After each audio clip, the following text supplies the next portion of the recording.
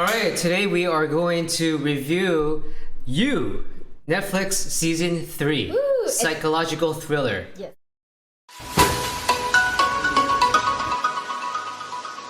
It's one of those where it's like just Mind blowing, yeah. I can't believe that just happened. Shocking, and it's like more than rated R for that matter. But whatever that rating is, just throw it out the window.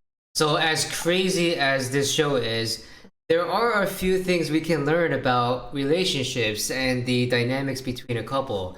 And so that's really what the theme is here.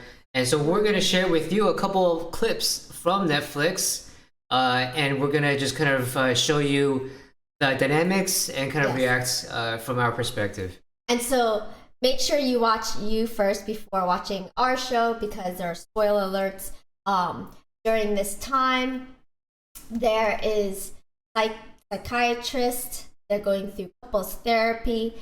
So let's get this started. All right. So as you can see, we're in therapy session, couples therapy session, and this is just after they killed their neighbor Natalie, or she killed neighbor with an axe. So with no remorse or compassion whatsoever. It was very impulsive. Right, but you gotta understand the character. Yeah, so let's roll the film. All right. So, what are you doing? Her phone, love, her trackable, traceable phone. Did you even stop and think about that before you buried an axe in our neighbor? No, I didn't plan it like some kind of psychopath. All right, this is really funny. She didn't play it like some kind of psychopath. So a lot of these psychopaths, like, they don't really know. They don't think of themselves as a psychopath like we as an audience would of that person. They're actually like, oh, once they realize it, she's like, oh, fuck. So that was a pretty funny scene. it's like a caught in the moment kind of thing. Cat between tail, and she has to roll punches and try to figure this shit out. So she's bringing in her trusted partner to be like, hey, get me out of this shit. Like, oh, sorry. But yeah, right? We rely on each other through thick and thin, and this is one of those. All right, let's move on to the next clip. Right. Let's talk about how we handled that situation. What did you do with her body? Or Delilah's, for that matter, because you still have never shared. I told you, I took care of it. And I am asking you how you took care of it. It's safer if you don't know, okay? Yeah, so like, what do you do when you're a murdering couple and they're like, regardless what kind of couple you are, you need some kind of trust between each person. And so, they don't have any trust. So like, if one person does something and they're kind of demanding the other person to trust that they have it taken care of, I don't know. Do you think that's the right approach? Like, if I did something and I said, "Don't worry about it, it's taken care of," would you be okay, or would it depend on lots of different? Well, I think because Joe is like pressuring. Well, actually, Love is pressuring Joe to do, and he's put in the spot, which most people psychologically, you're put on the spot, don't like, and you don't want that pressure. Now, if you really love that person and you preemptive saying, oh, you're in a bind here, let me help you, in more of like a giving love support way. But she's actually knee deep, freaking out, and she's saying, oh my God, you need to help me. So she's dragging that person in instead of saying, hey, come along for the ride, help support me let's do this together as like instead she's deferring all her responsibility solely onto that other person or partner. Well, so he's asked. She already took care of the first couple bodies, so he's asking her, "Hey, previously the past." Yeah, the past. So how did you take care of those people back in my past life? And she's not willing to disclose. So do you think it's okay for her to have that secret? I do agree. It's probably better that she doesn't share with him for his sake, in case like he gets into trouble because of her. But obviously, he wants to know, and because that scores him trust points. And so when he withdraws that, or she withdraws that information to her, that knocks off points in his eyes. In his eyes, yeah. So there's a little bit of distrust from him, though she makes the point that it's better that he's better off without knowing it. So he accepts it for the time being. but that's like an example of an area of trust that's a little bit weakened. So let's move on to the next clip. Oh, yeah. Are you fucking kidding me? I use that thing all the time! What is your idea? Do you have a better one? No, of course you don't, because you murdered our neighbor in a fit of rage. No regard for the consequences. This today, love, look, you did this. You put our family in danger, love. So I like this clip because it's anytime there's like couples kind of problems, a lot of times people say like, you Blaming did this, you did that, instead of thinking this happened, or of course she did do it, Yeah. but like by putting the emphasis on you kind of like you're attacking the other person. Well, that's because she put in the beginning pressure on him to figure out the mess, and so now So he feels contempt now. Exactly, Because and you put putting me in it- that position, and now you create even more. exactly it's like a troubles. dig. So one person digs in, then the other one will swing in even. And so he's just pointing to the visual, basically like in a psychological way, like you did this, shoving her face into what her issue or of the issue is. And so that is is too much for her mind to wrap around. So they both need each other during this time, but what they're doing is they're being like kind of like sworn enemies. And right now, when you're entire time, you really do need each other to love. And if you can tell by her name is Love, but is she really love, like a loving person? Oxymoron. Yeah, so I just thought it's an interesting use of the word you. And I mean, if you want to think of yourself as a couple, you might use us. Of course, that the usage of these pronouns we'll get more into in some of these upcoming. Well, it's also when it's a very selfish way of using it. You say we, and open yourself to different thinking in perspectives, pockets. So part of being in a couple in this situation, like it's almost like even though you specifically or I specifically didn't do something, it's like when you're a couple, you're a unit, and you kind of absorb the mistakes of the other person. So by doing it into you and I, you're kind of splitting it, and so you're less of a cohesive. So I just thought that's interesting. It's again, it's not necessarily right or wrong, and I wouldn't say it's like black and white. It's a spectrum, but finding that balance is what we're talking about. It's more empathy, right? Like Yes, empathy. yeah. Okay, let's continue. So we don't know where to go from here. You don't know where to go from here. He may not know either, but when you speak in we, you leave no room for his individual experience or yours. The we is codependence, masquerading as love. Sorry. Don't be. If you don't know how to communicate healthily, it's because it was never modeled for you. Oh, funny, it's already blamed the parents of Club. So I thought that was a really interesting clip. I agree with some of what she says. Can you explain to me, because I quite don't get it. She's basically saying like, she said, "Oh, we don't know where to go from here," and then she interrupts her and says, "You don't know where you're going," and then when you say the word "we," it puts you together, and then it doesn't allow him to have an individual expression.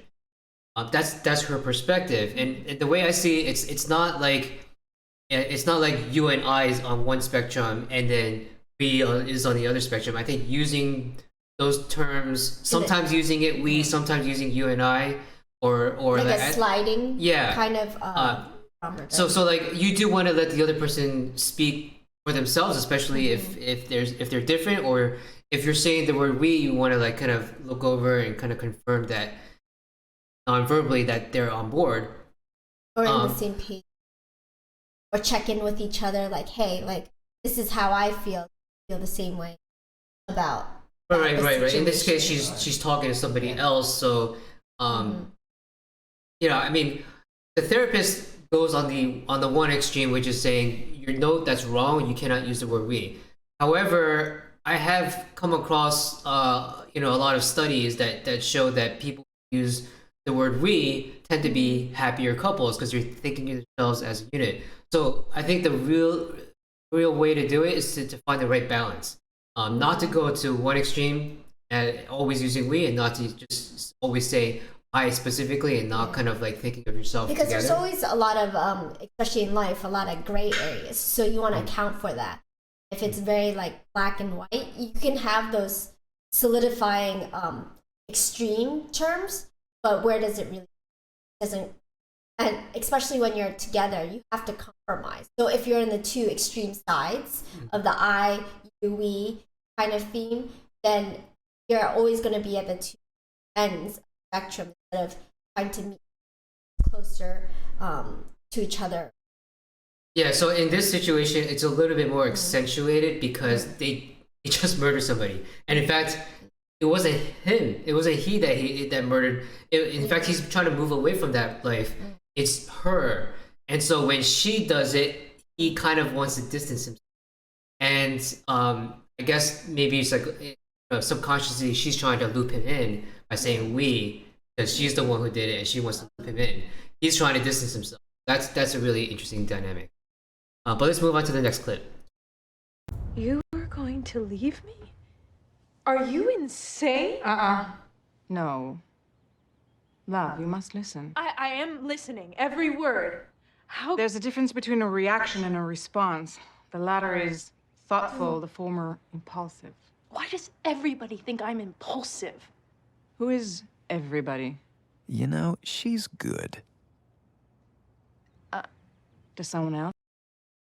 Yeah, I think she hits the nail right on the spot. I think she does a really good job. I mean, he says he's good. She's good. She is good in this case. And so she distinguishes between a reaction and a response. And that's a key point that's very important. Like, her first reaction, hearing that he might leave her, is one of impulse reaction, which is, oh my god, like, just it's an emotional reaction. She hasn't given any thought. She hasn't thought about like, oh, I wonder why he's thinking this way. It's simply an immediate reaction. Whereas response, as she says, is a little bit more thoughtful. So something I always model for myself, I always think about is think before you act.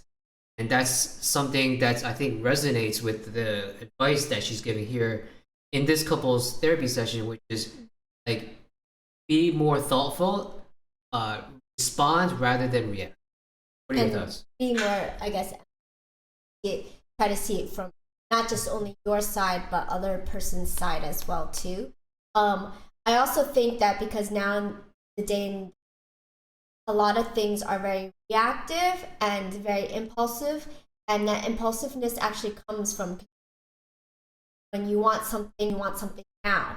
And so watch a lot of these reality TV shows. Everything is hinged on your emotions, your impulse. Oh, not just reality. Like the media, the current events, left versus right.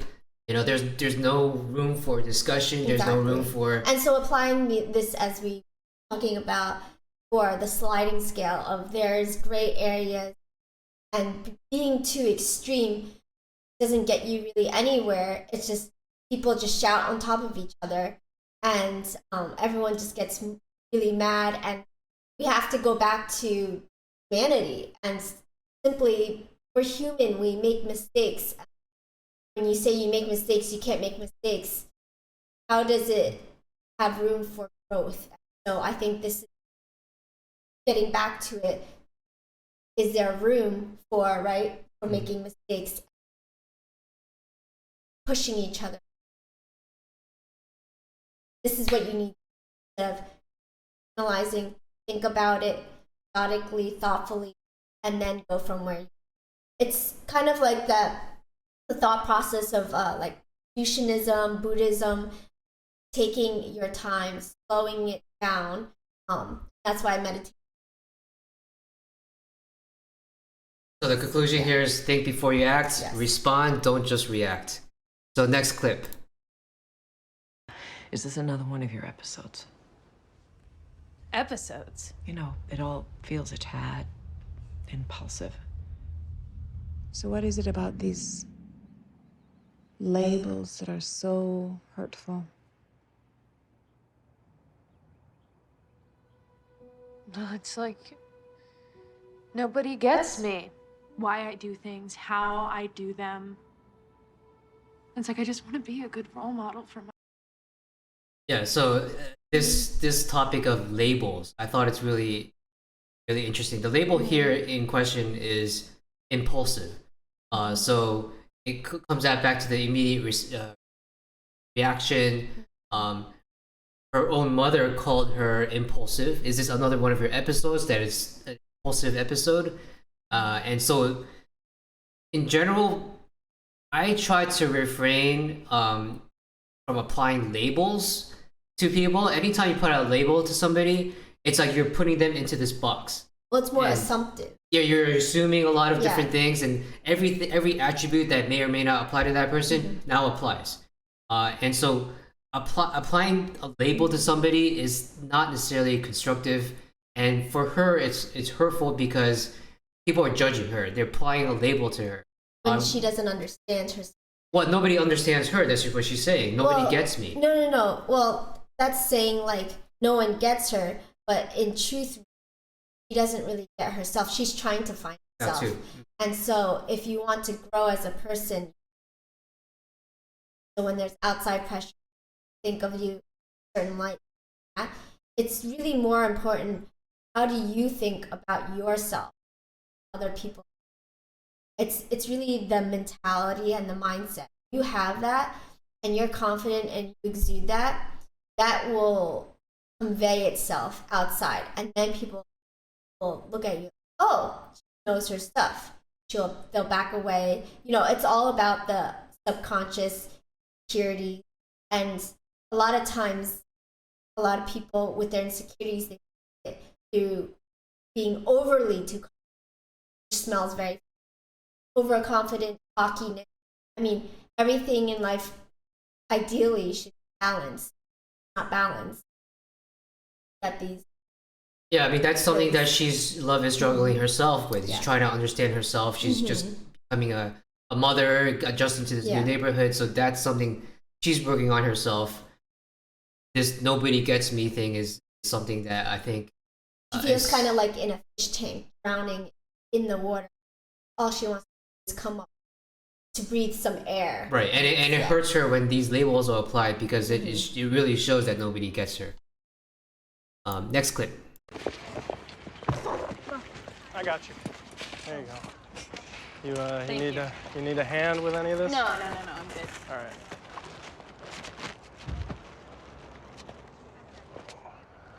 Shameless. Yeah. I'm a Fem Gen major, if that's any comfort at all. It's feminist gender and sexuality studies, so I aim to be fluent. Nice. Yeah.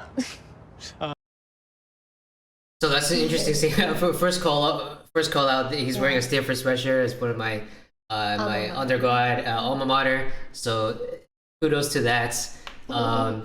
He's a FemGen major. Is there a femgen major in Stanford? There's a psychology. So I took feminist gender studies courses that were under the psychology department, but I don't think there was a FemGen major at that time. It's possible that it's different now, but the closest you could get is a psychology degree. But yes, interesting point. That clip, He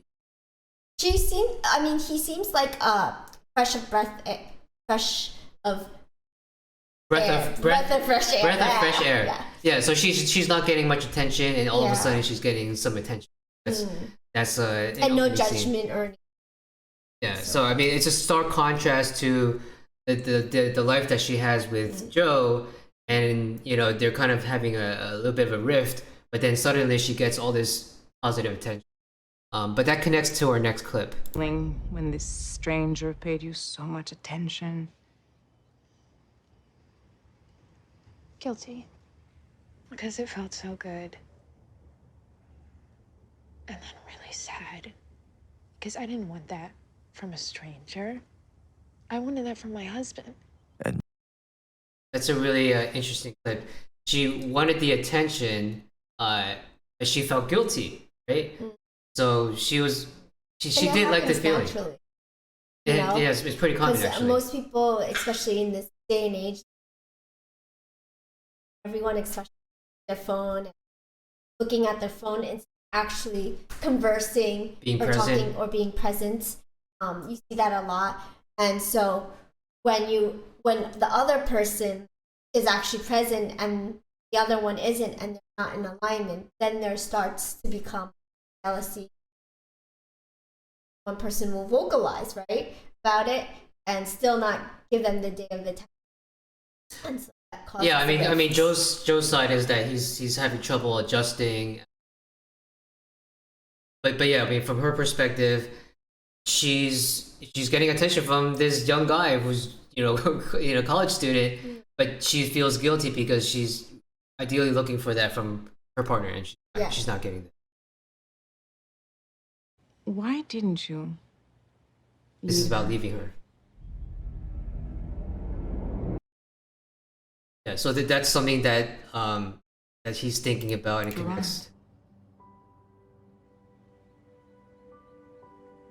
Because I couldn't convince myself that Henry would be better off. He needs both of us. So you stayed for the child, not for your wife.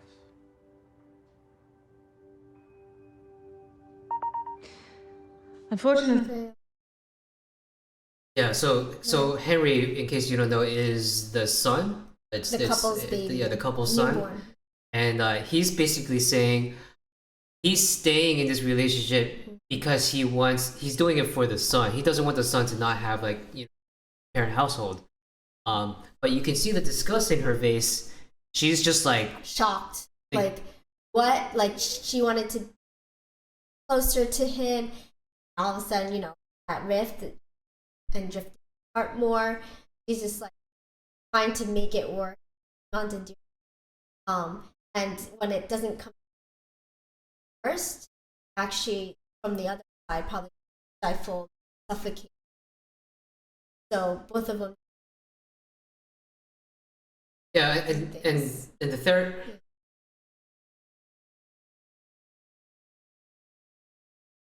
And the therapist says the right thing, which is he's only staying because of the kid, not because of her.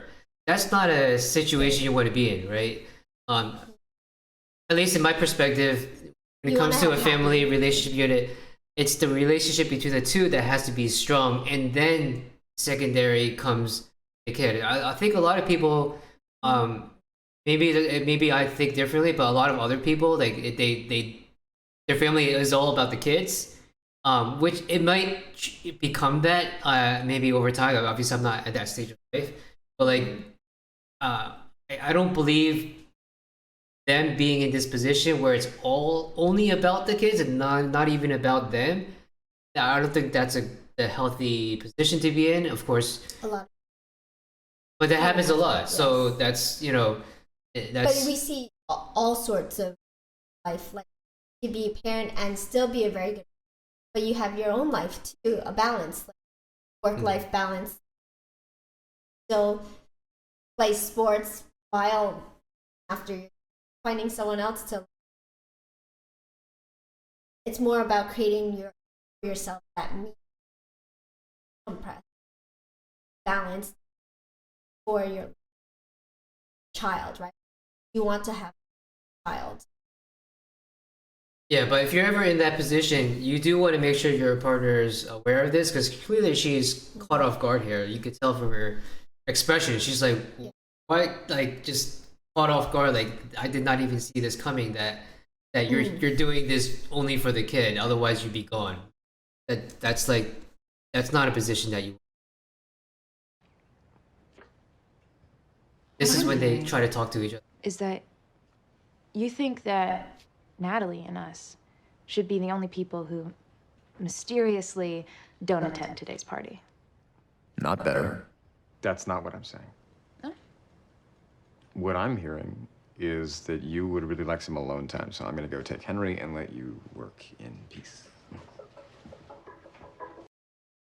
So I think they're putting words into each other's mouths, being assumptive, and so they're talking for each other instead of talking for themselves, which is not a great. You always want to talk and vouch for yourself and advocate. Even though you love the other person and vouch for them, give them for them to speak up, so you can learn and understand what their needs are, as well as you vouching.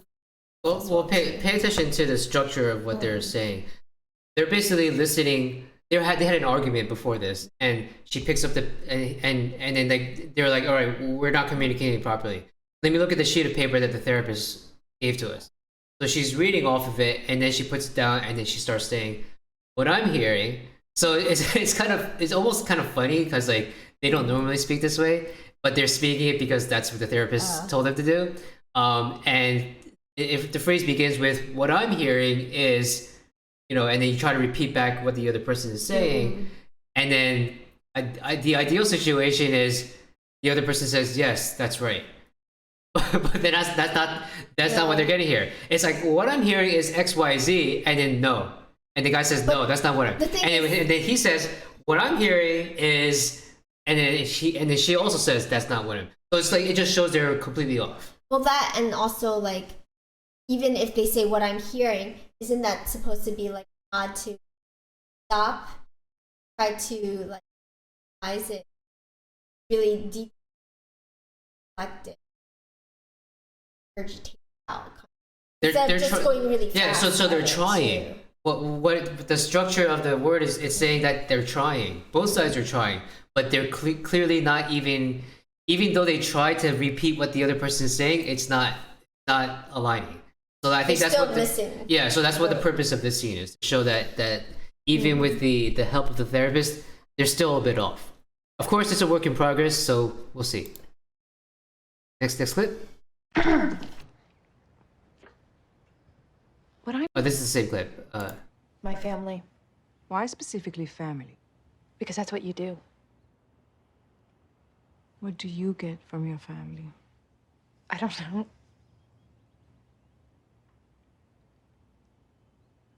The family is supposed to love you unconditionally. Why is that so important? Why does love have to be unconditional? Because if anyone saw how ugly I can be, They'll go away for good.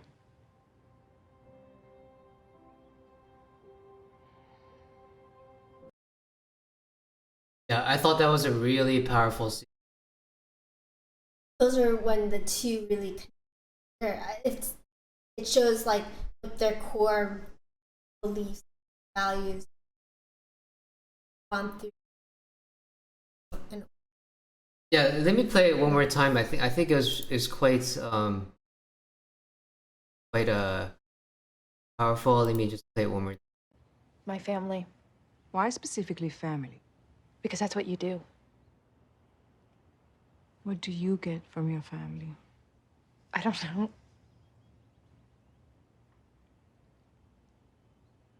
The family is supposed to love you unconditionally. Why is that so important? Why does love have to be unconditional? Because if anyone saw how ugly I can be, They'll go away for good.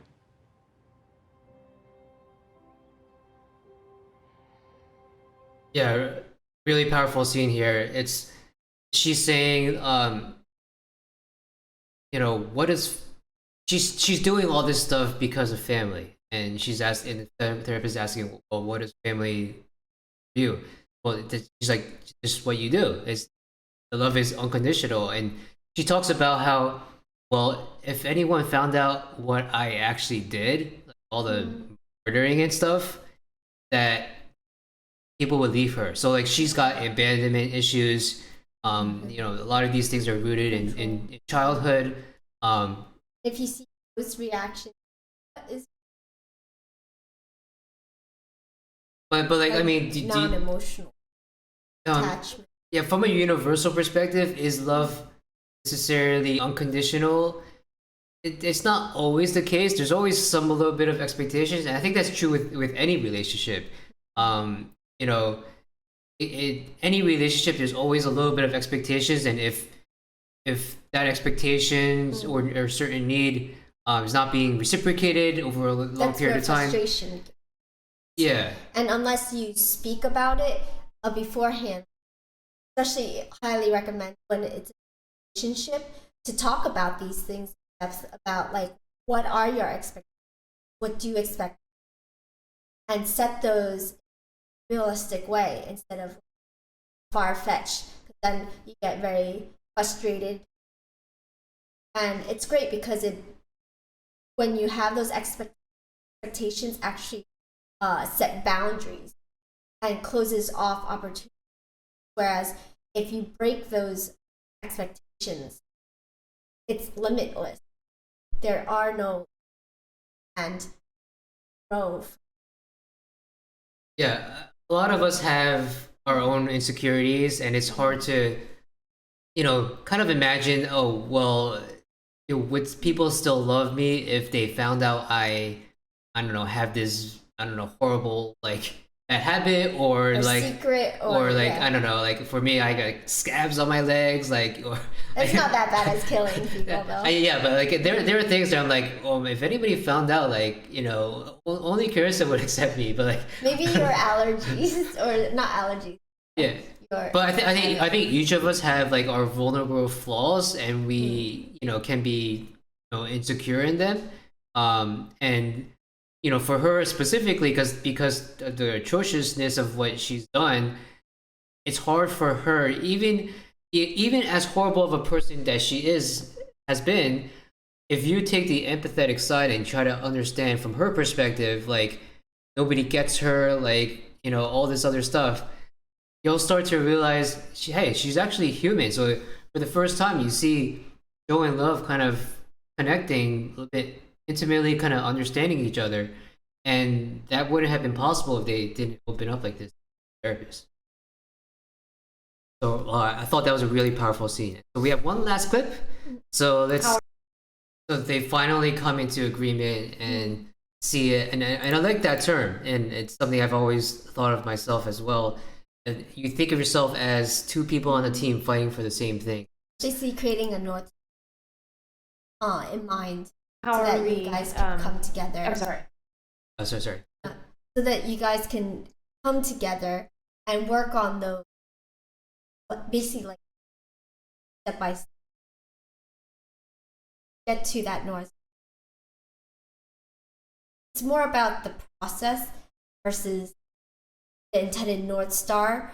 The North Star, it sets the plan, the roadmap, but it doesn't have to be exactly what it is, because if it is, then basically you're going to have a miserable time, being very frustrated at getting or reaching to your North Star. So really, life is all about enjoying the process, but this day and age, a lot of people just on really fast, easily, and as they say, no pain, no gain. And when there's pain, it doesn't mean a bad thing. Pain comes growth. So it's like a double-edged sword kind of thing. That's it. Yeah, and they started this clip with her saying, how do we, you know, proceed from here? And then she stops herself and apologizes. I'm sorry, how do Joe and I?